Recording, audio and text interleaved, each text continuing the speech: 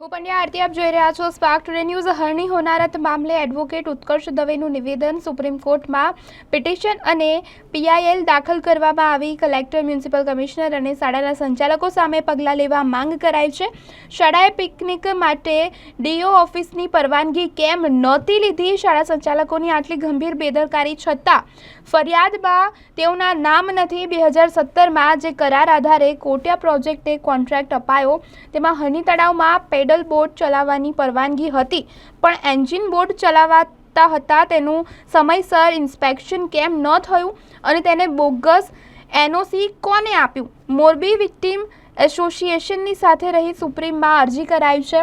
ત્યારે 1990ના દાયકામાં સુરસાગર બોટ દુર્ઘટનામાં પણ આ જ કોટિયા પ્રોજેક્ટ કોન્ટ્રાક્ટર હતો, તો કેમ તેને અત્યાર સુધી બ્લેકલિસ્ટ ન કરાયો? પીડિત પરિવારોને યોગ્ય વળતરની સાથે યોગ્ય ન્યાય મળવો જોઈએ। 4 લાખ કે 2 લાખ વળતરની પીડિતોને શું મળે? તેમને સન્માનિત વળતર મળવું જોઈએ તેવું પણ તેમના દ્વારા બયાન આપવામાં આવ્યું છે। નામદાર સુપ્રીમ કોર્ટની અંદર મોરબી ટ્રેજેડી વિક્ટિમ એસોસિએશન દ્વારા એક પીઆઈએલ કરવામાં આવી છે અને વડોદરાની અંદર જે બોટ ટ્રેજેડી થઈ, જે અનુસંધાને 12 બાળકો અને 2 શિક્ષકોના મૃત્યુ થયા છે, એ અનુસંધાને વડોદરામાંથી એક મૃતક મરી જનાર બાળકના પિતા દ્વારા એક વૃટ સુપ્રીમ કોર્ટમાં કરવામાં આવી છે। જે સંદર્ભે નામદાર સુપ્રીમ કોર્ટની અંદર માંગ એવી છે કે જ્યાં સુધી પ્રશ્ન છે વળતરનો, તો એક રિઝનેબલ અમાઉન્ટ ઓફ કમ્પેન્સેશન એટલે કે વળતર આપવામાં આવવું જોઈએ। તદ ઉપરાંત જે સંપૂર્ણ ઇન્વેસ્ટિગેશન છે એ ઇન્વેસ્ટિગેશન એક ઇન્ડિપેન્ડન્ટ એજન્સી જોડે કરાવવામાં આવવું જોઈએ। એવી એજન્સી અને એવું ઇન્વેસ્ટિગેશન જેનું મોનિટરિંગ નામદાર સુપ્રીમ કોર્ટ અથવા નામદાર ગુજરાત હાઈકોર્ટ કરે। ત્રીજી અગત્યની વાત જે નામદાર સુપ્રીમ કોર્ટ સમક્ષ મૂકવામાં આવી છે એ છે કે જ્યાં સુધી બેદરકારીનો સવાલ છે, તો કઈ રીતે જ્યારે આટલી મોટી દુર્ઘટના બન્યા પછી એક સ્ટેટનું પ્રાઇમરી મોટિવ રેસ્ક્યુ ઓપરેશન હોય, ટૂંક જ સમયની અંદર એફઆઈઆર નોંધી દેવામાં આવે છે, જે એફઆઈઆરની અંદર કોઈ પણ સરકારી કર્મચારીનો ઉમેરો કરવામાં આવતો નથી। આપ સૌ જાણો છો તેમ નામદાર સુપ્રીમ કોર્ટની અંદર જે વૃટ કરવામાં આવી છે તેની અંદર એક વસ્તુ ઉલ્લેખ કરવામાં આવ્યો છે, એ છે કે આ જે કોન્ટ્રાક્ટર છે કોટિયા પ્રોજેક્ટ્સ લિમિટેડ, તેની પાસે ફક્ત અને ફક્ત પેડલ બોટ ચલાવવા માટેની પરવાનગી વડોદરા મ્યુનિસિપલ કોર્પોરેશન તરફથી આપવામાં આવી હતી। તે છતાં પણ આની અંદર એન્જિન બોટ ચલાવવામાં આવતી હતી, કોની પરવાનગીના હેઠળ? એનઓસી જે છે એ વિવિધ સરકારી કચેરીઓથી ઇસ્યુ થયેલ છે, જે સંદર્ભે તપાસ થયેલ છે નહીં। તત્કાલિક ધોરણે એફઆઈઆર નોંધી દેવામાં આવી છે, એટલે સંપૂર્ણ જે ઇન્વેસ્ટિગેશન છે એને એક ઇન્ડિપેન્ડન્ટ એજન્સીને સોંપવામાં આવે ને જે કોર્ટ મોનિટર ઇન્વેસ્ટિગેશન કહેવામાં આવે છે તેવું એક ઇન્વેસ્ટિગેશન થવું જોઈએ। ભૂતકાળની અંદર પણ વડોદરા શહેરની અંદર 1990ના દાયકાની અંદર એક આવી દુર્ઘટના ઘટી હતી। મહત્વની વાત જે સુપ્રીમ કોર્ટની અંદર પિટિશનમાં દર્શાવવામાં આવી છે એ છે કે આ જ કોટિયા પ્રોજેક્ટ્સ લિમિટેડને ત્યારે પણ આ કોન્ટ્રાક્ટ આપવામાં આવ્યો હતો અને તેના પછી એને બ્લેકલિસ્ટ કરવામાં આવતા નથી, અને આજે પછી 2023ની અંદર 24ની અંદર પણ એ જ કંપની દ્વારા આવી દુર્ઘટના સર્જિત થાય છે, એનું જિમ્મેદાર કોણ? વડોદરા મ્યુનિસિપલ કોર્પોરેશનના અધિકારીઓ, કલેક્ટર કચેરીના અધિકારીઓ, અને મહત્વની વસ્તુ જે સુપ્રીમ કોર્ટની પિટિશનમાં દર્શાવવામાં આવી છે એ છે સ્કૂલની બેદરકારી।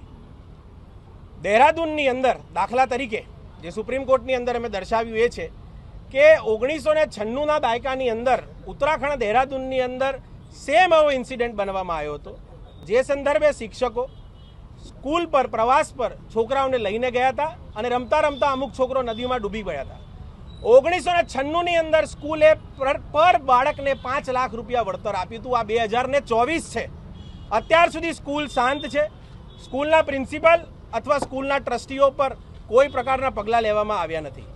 શું એ સ્કૂલની બેદરકારી નથી કે નાના બાળકોને જે બોટની ક્ષમતા છે નહીં એના કરતાં ડબલની કેપેસિટીમાં બેસાડીને બોટ ચલાવવામાં આવે છે? શું એ ટ્રસ્ટીઓની ને સ્કૂલની બેદરકારી નથી કે ચોક્કસપણે ચકાસણી કર્યા વગર આ બોટના ઉપર બાળકોને પ્રવાસ લઈ જવામાં આવે છે? જેમ આપ સૌ મીડિયા મિત્ર જાણો છો તેમ ઓનલાઈન જે આ બોટ છે જે ડૂબી છે એના ફોટા સરફેસ થયા છે અને સ્થળ પર ઉપસ્થિત ઘણા મીડિયા મિત્રોની મદદથી આ ફોટા સારી ક્વોલિટીમાં અમારા સુધી પહોંચાડવામાં આવ્યા છે, જે અમે સુપ્રીમ કોર્ટમાં પણ ફાઇલ કર્યા છે. આ જે બોટની કન્ડિશન છે એ સંપૂર્ણપણે પ્રિકેરિયસ અને ડાયલેપ્ટેડ કન્ડિશનમાં છે. તો અને ચોક્કસપણે જે કોન્ટ્રાક્ટ PPP એટલે કે પબ્લિક પ્રાઇવેટ પાર્ટનરશિપ હેઠળ ચાલતો હોય એની ચકાસવાની જિમ્મેદારી કોની? મ્યુનિસિપલ કોર્પોરેશનથી અને ચકાસવા કોણ આવતું હતું કે ફક્ત ચકાસણી કાગળિયા પર જ થતી હતી? આ ગંભીર બેદરકારી કોની છે જેના લીધે આ બાળકોના મૃત્યુ નિપજ્યા છે? એ સ્કૂલ છે, એ AMC છે કે કલેક્ટર કચેરીના અધિકારીઓ છે? એ જે પણ છે તેમના ઉપર કાયદેસરના પગલાં લેવામાં આવે અને આ જે તાત્કાલિક ધોરણે રાજ્ય સરકાર અને કેન્દ્ર સરકાર દ્વારા જે વળતર આપવામાં આવ્યું છે તેને વધારીને એક રિઝનેબલ કમ્પેન્સેશન તમામ પીડિતોને આપવામાં આવે તેવી માંગ સાથે નામદાર સુપ્રીમ કોર્ટની અંદર એક PIL અને એક writ પિટિશન કરવામાં આવેલી છે. આપ જોશો તેમ FIR ઓલરેડી રજીસ્ટર થઈ ચૂકી છે. FIR ની અંદર કલમો પણ લાગી ચૂકેલી છે.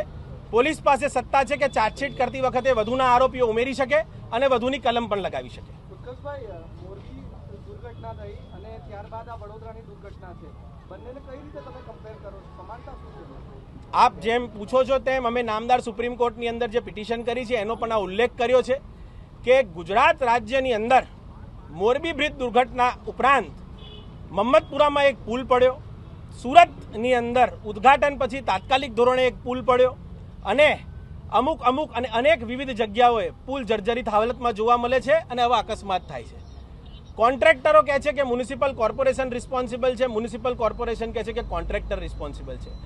આટલા ગંભીર ગુનાની અંદર જ્યારે ડોક્યુમેન્ટ્સ ફ્લોટ થાય છે ત્યારે ખબર પડે છે કે એક પ્રાઇવેટ એન્ટિટી જે કોટિયા પ્રોજેક્ટ્સ લિમિટેડ છે એની પાસે તો ફક્ત પેડલ બોટ ચલાવવાની પરવાનગી છે અને એ એન્જિન બોટ ચલાવે છે. તો એક કોર્પોરેશન તરીકે તમે જો વડોદરા શહેરની અંદર એક બિલ્ડિંગ બી બાંધો, એક ઈંટ મૂકો તો તમને નોટિસ ઇસ્યુ કરી દેવામાં આવે છે. જ્યારે તમે પરવાનગી વગર પૈસા વસૂલીને બોટ ચલાવો છો જેની તમારી પાસે પરવાનગી નથી તો એની ચકાસણી કરવાની જવાબદારી કયા અધિકારીની ને કયા વિભાગની રહે છે તેને સંપૂર્ણપણે જવાબદાર ઠેરાઈને આ ગુનાની અંદર આરોપી તરીકે મૂકવા જોઈએ તેવી માંગ છે. કેટલું કોમ્પન્સેશન કેટલા સુધી મળવું જોઈએ? આ જે છે ન કાપ્યું છે કદાચ તો કેટલા સુધી મળ્યું જો બાબી છે બાળકોને? આના માટે આવનારા સમયમાં જ્યારે નામદાર સુપ્રીમ કોર્ટની અંદર સુનાવણી હાથ ધરવામાં આવશે ત્યારે હું કોઈ પણ કમેન્ટ કરવા માટે કેપેબલ રહીશ. મોરબી દુર્ઘટના સંદર્ભે નામદાર ગુજરાત હાઈકોર્ટમાં સુઓ મોટો PIL હાથ લેવામાં આવેલી છે અને એ જ સંદર્ભે સુઓ મોટો PIL ચાલી રહેલ છે. વિવિધ એફિડેવિટો સરકારશ્રી દ્વારા ફાઇલ થયેલા છે અને અમારા તરફથી 112 પીડિતો તરફે પણ ફાઇલ થયેલા છે. એ અનુસંધાને આગળની સુનાવણી આવતા અઠવાડિયા અથવા એના અઠવાડિયામાં છે, જે સંદર્ભે હું કમેન્ટ કરી શકીશ. સાહેબ, ભૂતકાળમાં આવા કેસોમાં કોઈ સરકારી અધિકારીઓ સામે કેસ થયા છે, સજા થઈ છે આવા લોકો? There is always a beginning આવું કહી શકાય.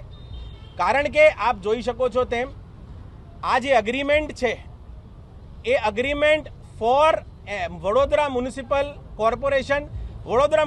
કોર્પોરેશનના કમિશનર શ્રી જે મિસ્ટર રાવ છે તેમના દ્વારા એન્ટર કરવામાં આવેલો એક અગ્રીમેન્ટ છે. આ અગ્રીમેન્ટ એક વેલિડ અગ્રીમેન્ટ છે જે એક પ્રાઇવેટ એન્ટિટીને એ પાવર આપે છે કે એ PPP એટલે કે પબ્લિક પ્રાઇવેટ પાર્ટનરશિપમાં એન્ટર થઈને આની અંદર એક્ટિવિટીઝ કરી શકે છે. માંગ સુપ્રીમ કોર્ટમાં એટલી જ છે કે જેટલા પણ વ્યક્તિઓને આની જાણકારી હતી અને જે લોકોએ બેદરકારી દર્શાવી છે એ બધા જ વ્યક્તિઓ પર અને આના ઉપરનો આરોપ મૂકીને તેમને પ્રોસિક્યુટ કરવામાં આવે.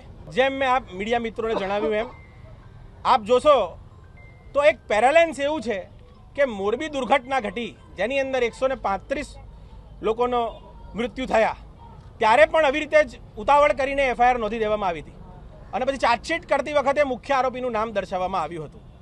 મને એ વસ્તુ નથી ખબર પડતી with my limited practice that I am into what is the difficulty or what is the hurry કે તમે તાત્કાલિક ધોરણે FIR નોંધો છો જ્યારે આટલી મોટી દુર્ઘટના ઘટ્યા પછી એક સ્ટેટનું પ્રાઇમરી મોટિવ રેસ્ક્યુ ઓપરેશન હોય છે. એક સ્ટેટનું પ્રાઇમરી મોટિવ એ હોય છે કે લોકોના હું જીવ બચાવું. એવી તો શું ઉતાવળ છે કે થોડાક જ કલાકની અંદર એક FIR નોંધાઈ જાય છે અને કોના પર?